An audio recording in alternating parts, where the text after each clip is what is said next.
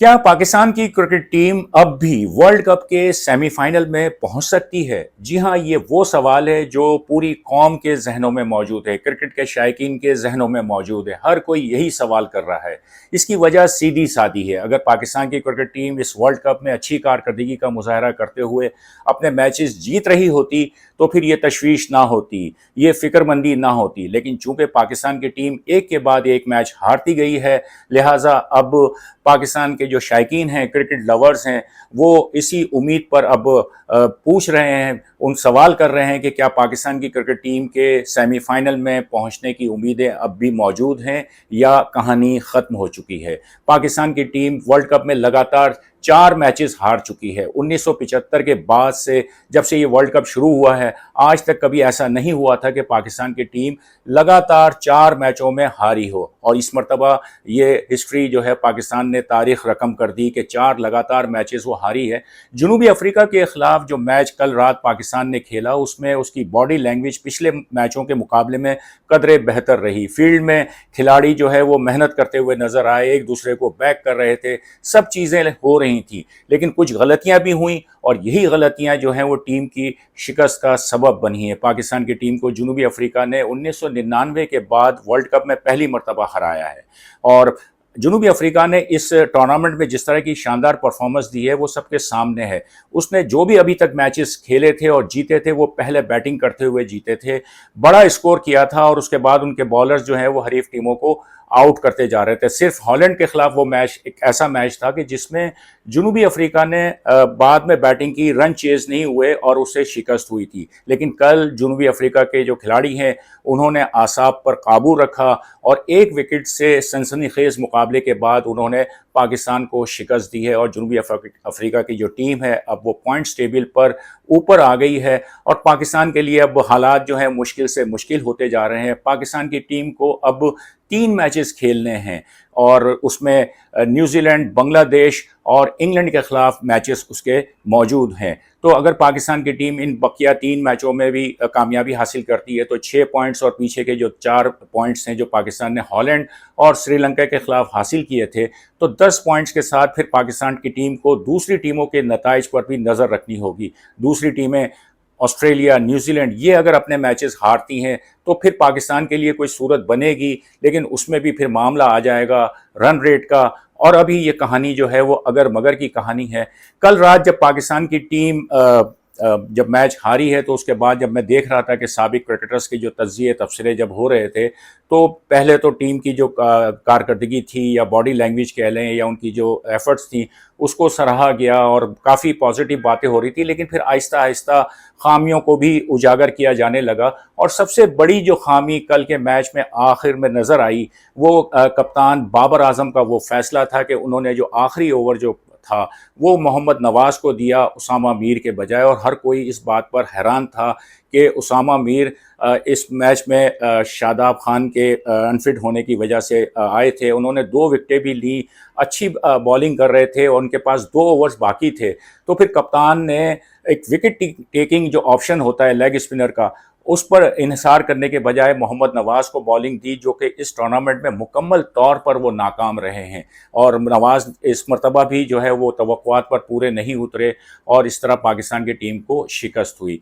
कल के मैच में जो अंपायरिंग पर भी बहुत बात हुई। आज मैं देख रहा हूँ कि सोशल मीडिया पर इंडिया के जो साबिक ऑफ स्पिनर हैं हरभजन सिंह, उन्होंने भी ट्वीट किए हैं और उन्होंने अंपायर्स कॉल पर बात की है कि ये एक ऐसा मामला है कि जो किसी भी टीम को नुकसानदेह के लिए नुकसानदेह हो सकता है। और उन्होंने ये सवाल उठाया है कि अगर यही सूरत हाल अंपायर्स कॉल पर अगर कोई फैसला इंडिया के लिए अगर गलत साबित हुआ तो फिर क्या होगा।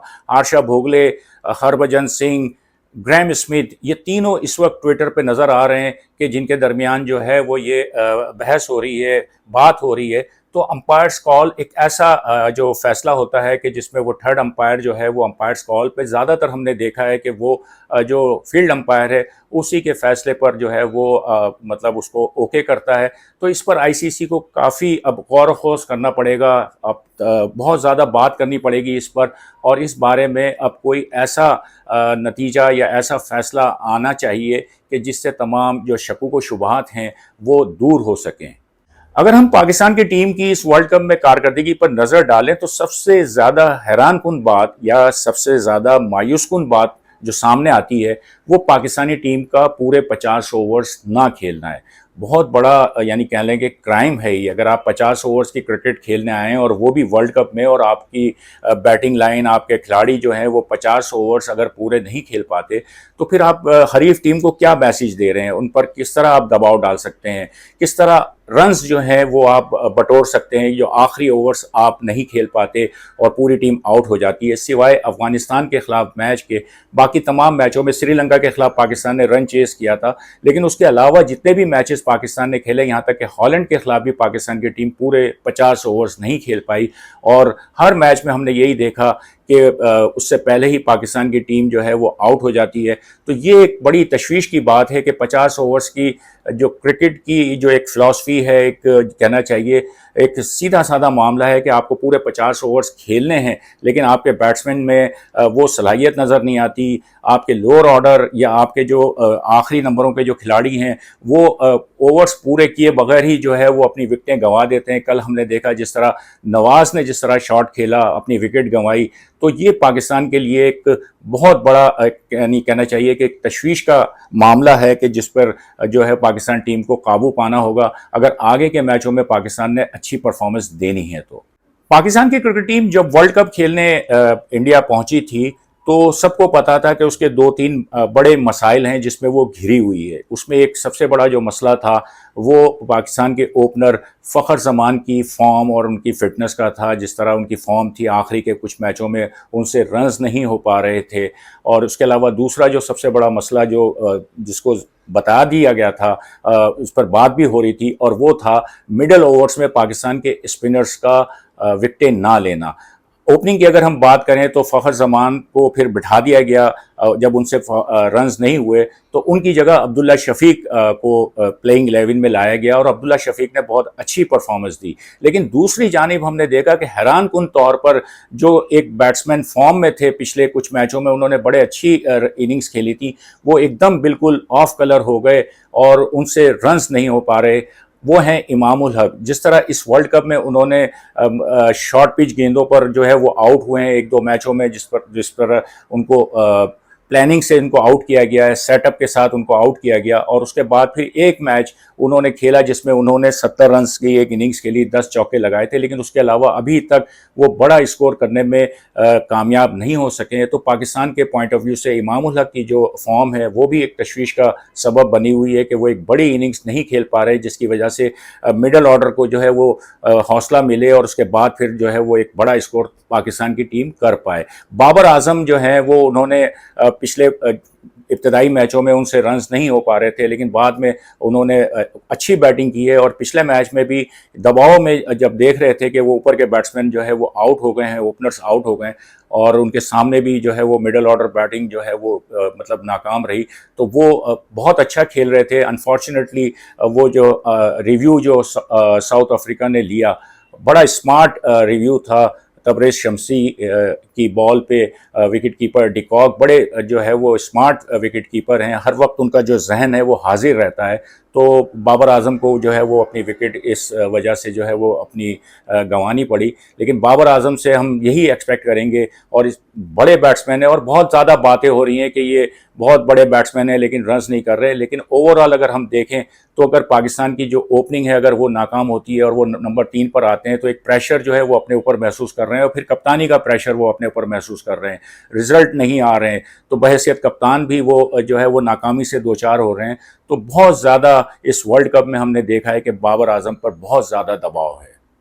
यहाँ सिलेक्शन पर भी बात की जा सकती है कि जब सबको पता था कि एशिया कप और उससे पहले भी शादाब और मोहम्मद नवाज से विकेटें नहीं उनको मिल पा रही थी, मिडल ओवर्स का मसला था विकेटें ना मिलने का, तो फिर पाकिस्तान टीम को वर्ल्ड कप में एक स्पेशलिस्ट स्पिनर जो है वो टीम में ज़रूर रखना चाहिए था। लेकिन अनफॉर्चुनेटली जिस तरह टीम का सिलेक्शन हुआ उसमें हमने देखा कि अबरार अहमद, जिन पर बहुत ज़्यादा बात हो रही है और यकीनन वो डिज़र्व करते थे प्लेइंग 11 में, लेकिन वो ट्रैवलिंग रिज़र्व में मौजूद हैं। और जिस तरह हमने दूसरी टीमों को देखा कि वो स्पेशलिस्ट रेगुलर स्पिनर के साथ जो हैं वो मैदान में आई हैं, वर्ल्ड कप में आई हैं, चाहे वो कुलदीप यादव हों, जडेजा हों, जैम्पा हों, तो उन्होंने परफॉर्मेंस दी है। तबरेज़ शमसी को उन्होंने मौका दिया, महाराज उनके पास साउथ अफ्रीका के पास मौजूद हैं, तो इंग्लैंड के पास आदिल रशीद मौजूद हैं। लेकिन हमने जो है वो इन्हिसार किया शादाब और नवाज़ पर, जिनसे तवक्कुआत थी कि वो पूरी नहीं उतर सकी, और अनफॉर्चुनेटली जो अबरार हैं वो इस वक्त ट्रैवलिंग रिजर्व के तौर पर जो है वो बाहर बैठे हुए हमें नज़र आ रहे हैं। और आखिर में हम बात कर लेते हैं पाकिस्तान की पेस बॉलिंग पर। पाकिस्तान की जो पेस बॉलिंग है उसके बारे में बहुत ज़्यादा बातें हो रही थी वर्ल्ड कप से पहले, और उसे दुनिया का बेहतरीन पेस अटैक करार दिया जा रहा था। नसीम शाह, शाहीन आफरीदी, हारिस रऊफ़, लेकिन अनफॉर्चुनेटली नसीम शाह अनफिट हो गए और फिर पूरी जिम्मेदारी जो है वो शाहीन आफरीदी और हारिस रऊफ़ पर आ गई।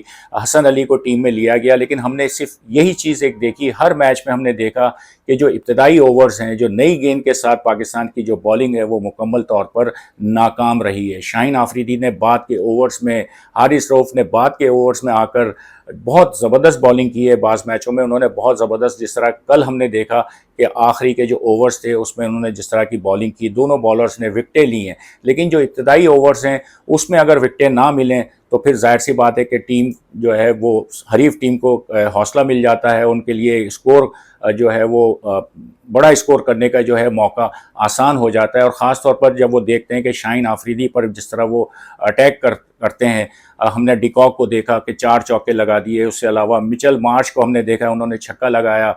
हर मैच में शाहीन आफरीदी पहले ओवर में विकेट लेने में नाकाम रहे, जो उनकी वजह शोहरत है। नेपाल के ख़िलाफ़ एशिया कप के मैच में उन्होंने पहले ओवर में विकेट ली थी, और उसके बाद से अब तक वो किसी भी मैच में पहले ओवर में वो अपना एक भरपूर तासुर जो है वो कायम करने में कामयाब नहीं हो पाए हैं। इसी तरह अगर हम हारिस रऊफ़ की बात करें, अफ़गानिस्तान के गुरबाज ने उनके ख़िलाफ़ जो है वो 2 छक्के लगा दिए। उसके बाद हमने देखा कि अफ़गानिस्तान, ऑस्ट्रेलिया के मिचेल मार्श ने, डेविड वार्नर ने उन पर जिस तरह अटैक किया, एक ओवर में अगर वो 24, 17, 19 रन अगर वो देंगे तो फिर जो है वो हरीफ टीम को तो मौका मिल जाता है कि वो उनसे फिर भरपूर फ़ायदा उठाएं उस स्टार्ट से, और एक अच्छी जो शराकत है, ओपनिंग शराकत, वो कायम करे। और हमने यही देखा पिछले मैचों में जिस तरह इन दोनों बॉलर्स के ख़िलाफ़ उनके पहले ओवर्स में जो है वो उनकी पिटाई हुई है, और हरीफ टीमों के बैट्समैनों ने जिस तरह रन्स किए, तो ये भी एक पाकिस्तान के लिए एक बड़ा, एक कहना चाहिए कि एक तशवीश की बात रही है इस वर्ल्ड कप में। तो अब ये तज्ज़िये और तबसरे तो जारी रहेंगे, लेकिन अब हम यही उम्मीद करते हैं कि पाकिस्तान की टीम जो आखिरी के जो 3 मैचेस हैं, मंगल को उसे बांग्लादेश के ख़िलाफ़ ईडन गार्डन्स में खेलना है, फिर बेंगलोर में न्यूजीलैंड, और फिर आखिरी मैच जो होगा 11 तारीख को, 11 नवंबर को, उसका इंग्लैंड के ख़िलाफ़ है।